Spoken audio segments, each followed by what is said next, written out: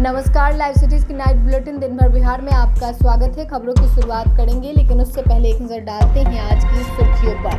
PM ने आतंकवाद पर अपना रुख दोहराया, हम घर में घुस के मारेंगे। शहीद मोहम्मद इम्तियाज के गांव पहुंचे सीएम नीतीश, कर दी बड़ी घोषणा।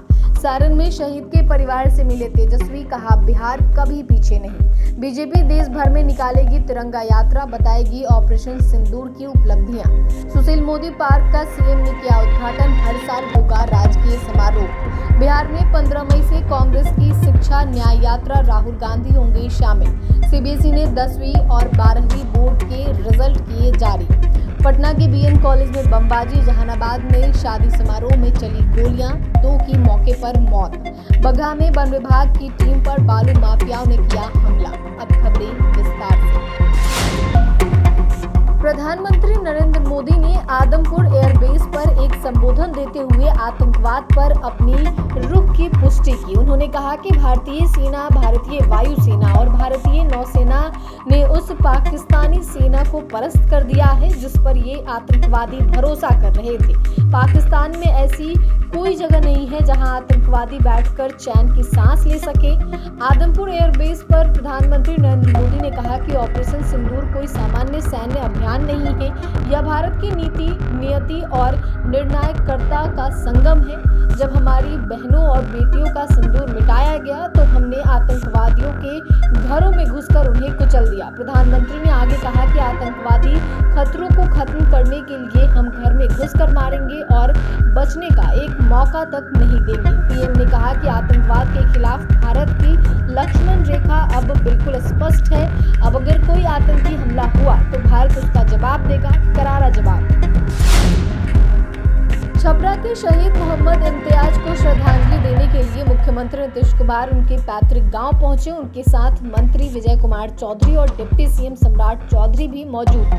सीएम और अन्य तमाम नेताओं ने शहीद जवान की तस्वीर पर पुष्पांजलि अर्पित किया। इसके बाद मुख्यमंत्री ने पीड़ित परिवार से मुलाकात की। इसके बाद 50 लाख रुपए भी दिए।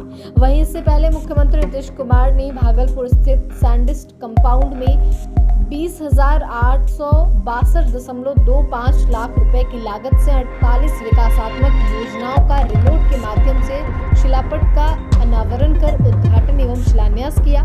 इसमें 4,502.79 लाख रुपए की लागत से 32 योजनाओं का उद्घाटन और 16,349.46 लाख रुपए की लागत से 16 योजनाओं का शिलान्यास शामिल है। वहीं भागलपुर स्थित सैंडिस्ट कंपाउंड के इंडोर स्टेडियम में खेलो इंडिया यूथ गेम 2025 के खेल परिसर का मुआयना कर खिलाड़ियों से मुलाकात की।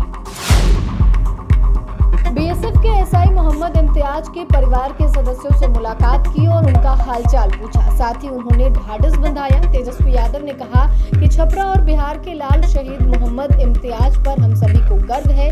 ये साबित हो गई कि जब भी देश को जरूरत पड़ती है तो बिहार के लोग हमेशा आगे रहते हैं। तेजस्वी यादव ने कहा कि मोहम्मद इम्तियाज 15 दिन पहले यहाँ आए थे। उन्होंने बहादुरी के साथ दुश्मन का सामना किया। उन पर हम सभी लोगों को गर्व है।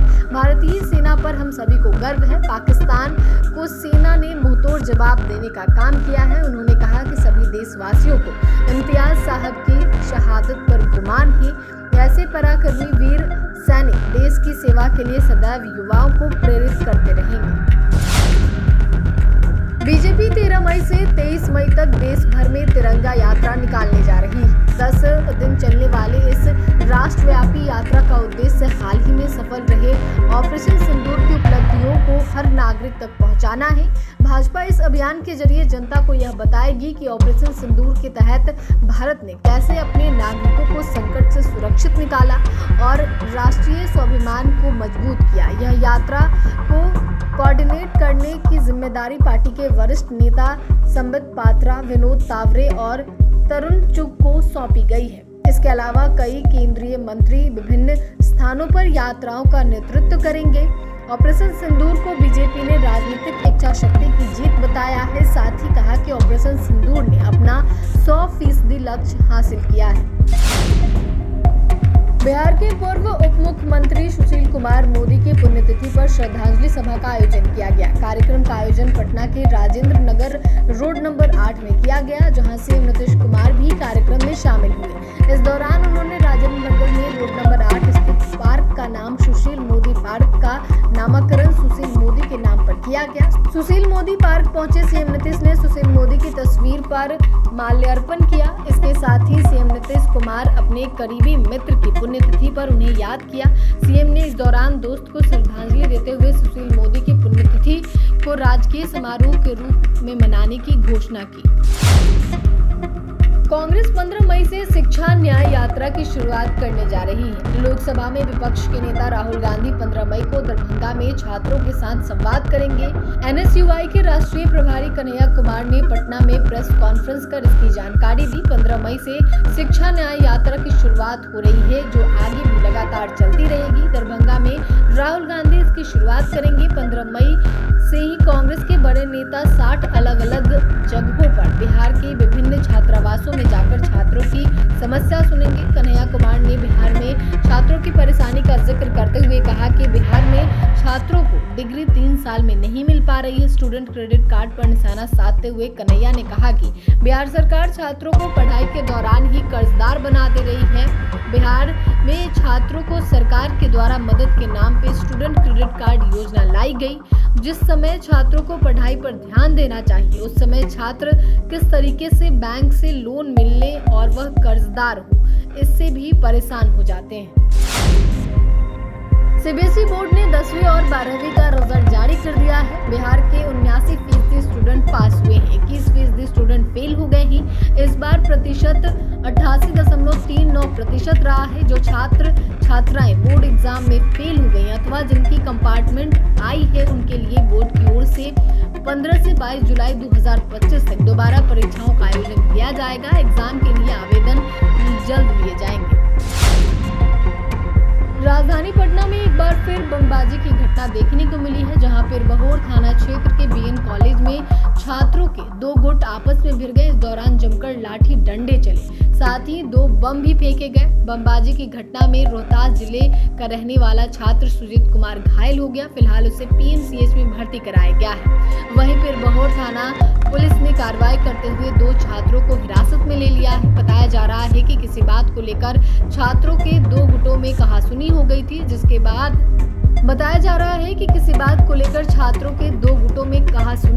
जिसके बाद देखते ही देखते दोनों तरफ से लात घूंसे चलने लगे। इसी दौरान बमबाजी की घटना को भी अंजाम दिया गया। यह घटना उस वक्त हुई जब कॉलेज के हॉल में स्टूडेंट एग्जाम दे रहे थे। इस घटना के बाद आक्रोशित छात्र सड़क पर उतर गए और जमकर नारेबाजी की।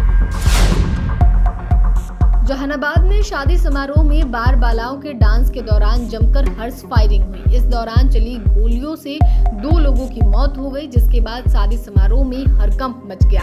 हर्ष फायरिंग में अपनी जान गंवाने वालों में 17 साल का युवक और 10 साल की बच्ची शामिल है। घटना के बाद शादी वाले घर में मातम पसर गया। इधर इस पूरे मामले में पुलिस ने शिकायत दर्ज कर ली है, साथ ही मामले की छापेमारी भी शुरू कर दी गई है। मामले में दूल्हा दुल्हन को हिरासत में लेकर पूछताछ की जा रही है, तो वहीं परिवार के अन्य लोग घर छोड़कर भाग गए। बगहा में रामनगर प्रखंड स्थित टोगही नदी में अवैध बालू खनन को रोकने गई गोवर्धना वन प्रक्षेत्र की टीम पर खनन माफियाओं ने हमला कर दिया। इस घटना में कई वन कर्मी घायल हो गए। हमलावरों ने सरकारी वाहन को नुकसान पहुंचाया और वन कर्मियों के मोबाइल फोन तोड़ दिए। घायल कर्मियों को रामनगर पीएचसी में इलाज के लिए ले जाया गया। बताया जा रहा है कि हमलावर अवैध खनन में इस्तेमाल किए जा रहे ट्रैक्टर, ट्रॉली और बैलगाड़ी को भी अपने साथ ले गए। वहीं इस मामले में 17 लोगों को नामजद किया गया है। इसके अलावा 50 अज्ञात लोगों के खिलाफ भी मामला दर्ज किया गया है। गोवर्धना रेंज सत्यम कुमार ने घटना की पुष्टि की है। रामनगर थाना अध्यक्ष ललन कुमार ने बताया है कि आरोपी की गिरफ्तारी के लिए छापेमारी की जा रही है।